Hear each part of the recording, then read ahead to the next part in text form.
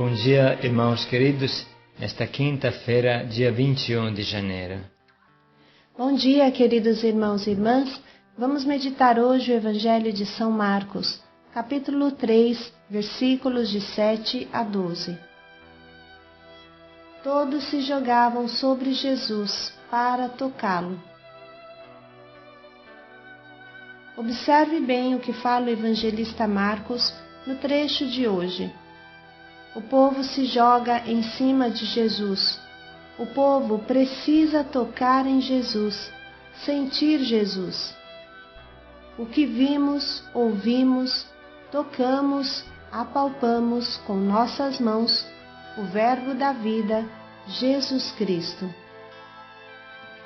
Fazer uma experiência pessoal com Jesus significa senti-lo até fisicamente, sentir a vida de Jesus até na nossa carne, como foi para Santa Inês, adolescente de 13 anos, apaixonada por Jesus, que enfrentou o martírio para não renunciar a ele.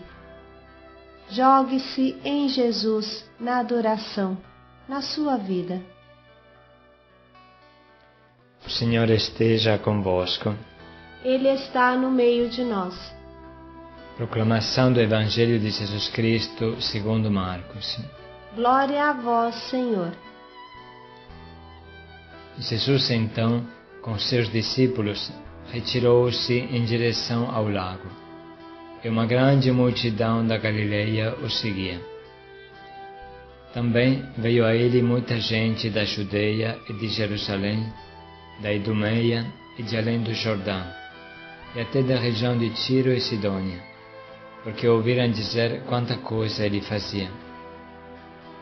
Ele disse aos discípulos que providenciassem um barquinho para ele, a fim de que a multidão não o apertasse, pois, como tivesse curado a muitos, aqueles que tinham doença se atiravam sobre ele para tocá-lo.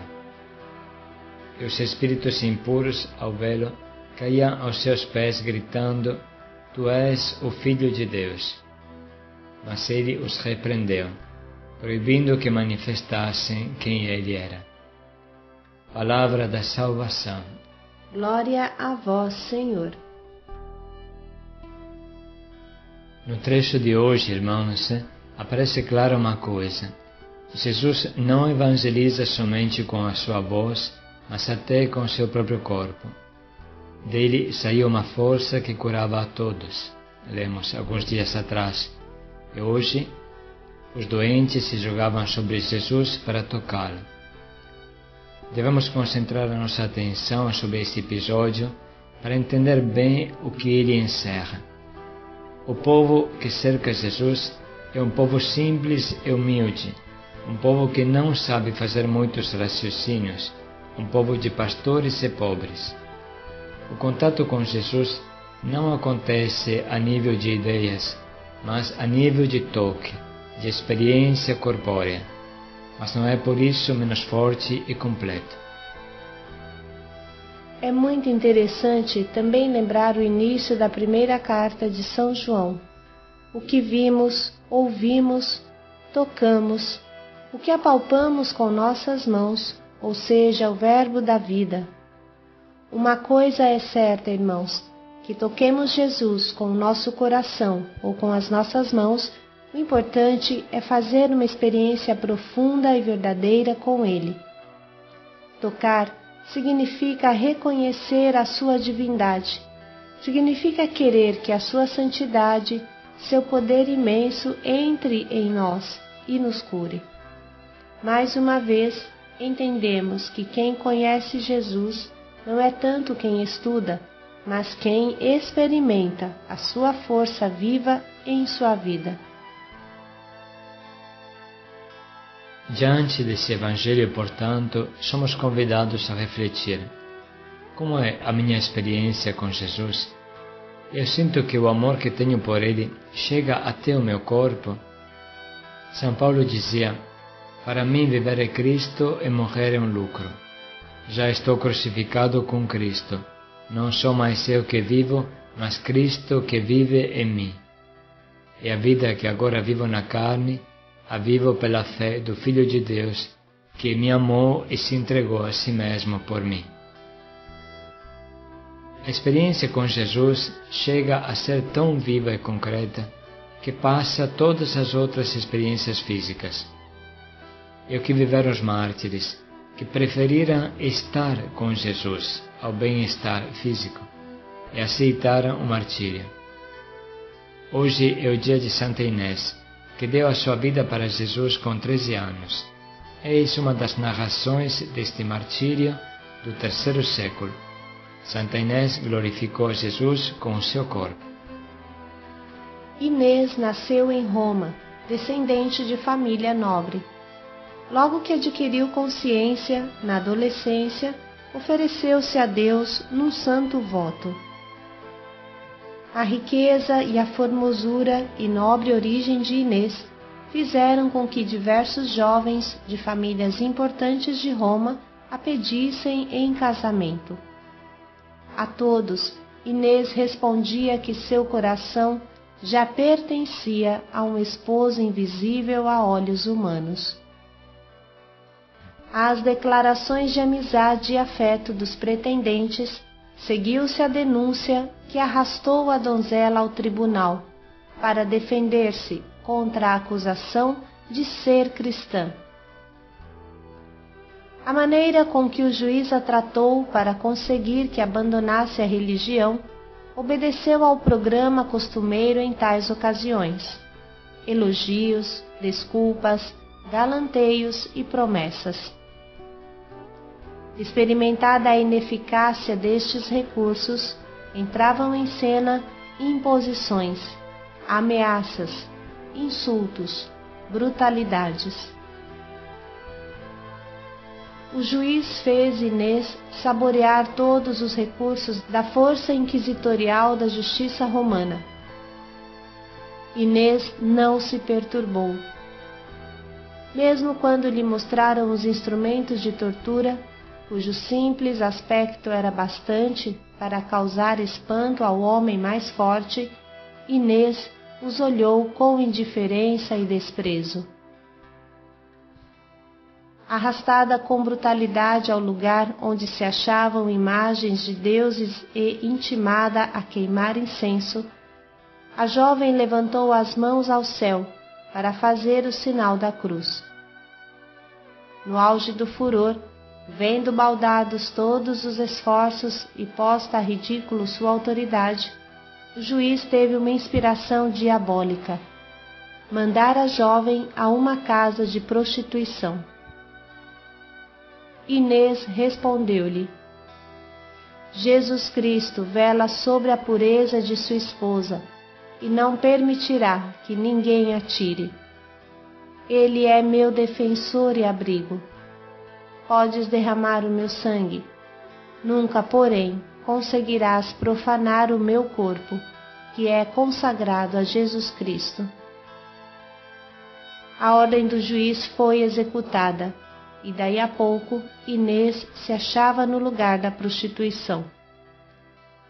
Dos diversos rapazes que lá estavam, só um teve o atrevimento de se aproximar de Inês com malignos intuitos.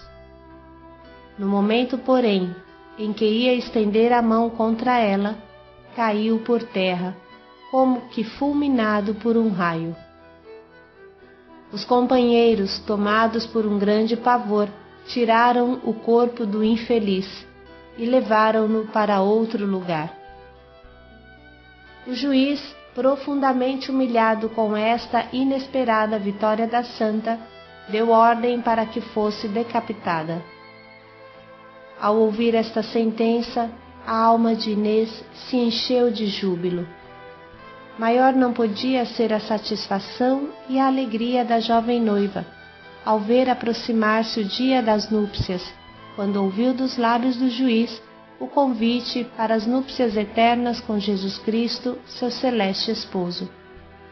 O algoz tinha recebido ordem para, antes de executar a sentença de morte, convidar Inês para prestar obediência à intimação do juiz. Feito pela última vez, Inês, com firmeza, o rejeitou. Ajoelhando-se, inclinou a cabeça, ao que parecia para prestar a Deus a última adoração aqui na terra, quando a espada do algoz lhe deu o golpe de morte. Santa Inês completou o martírio aos 21 de janeiro de 304 ou 305, tendo apenas a idade de 13 anos. Irmãos, diante desse testemunho e diante do Evangelho, eu posso me perguntar: eu estou dando a Jesus o meu corpo, ou a minha oração é só de boca para fora? Vamos parar um momento e nos perguntar: como eu adoro e sirvo a Deus com o meu corpo? O meu corpo, as minhas forças, estão a serviço de Deus? Vamos meditar um pouco.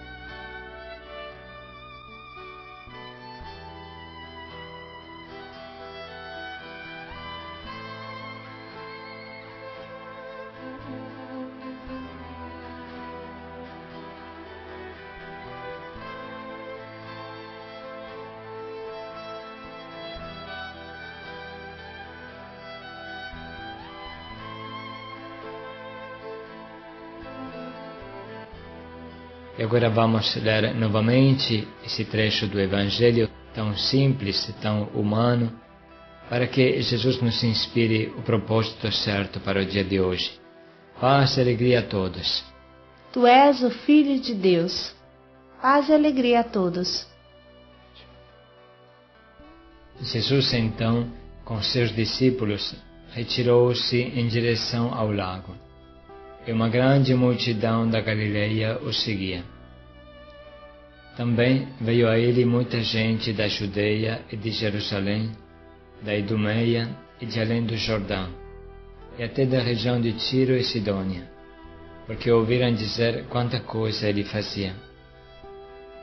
Ele disse aos discípulos que providenciassem um barquinho para ele, a fim de que a multidão não o apertasse, pois, como tivesse curado a muitos, aqueles que tinham doença se atiravam sobre ele para tocá-lo.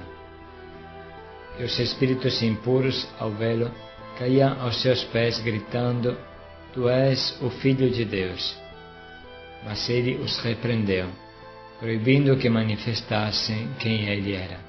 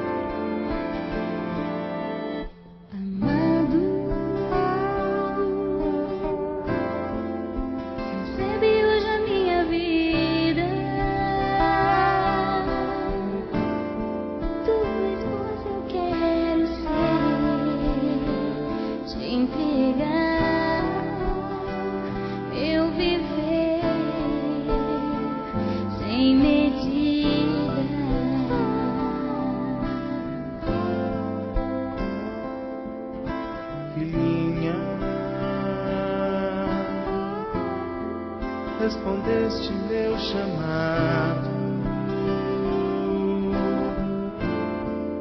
sempre estarei ao teu lado, nada temas, eu te amo, te sustentarei.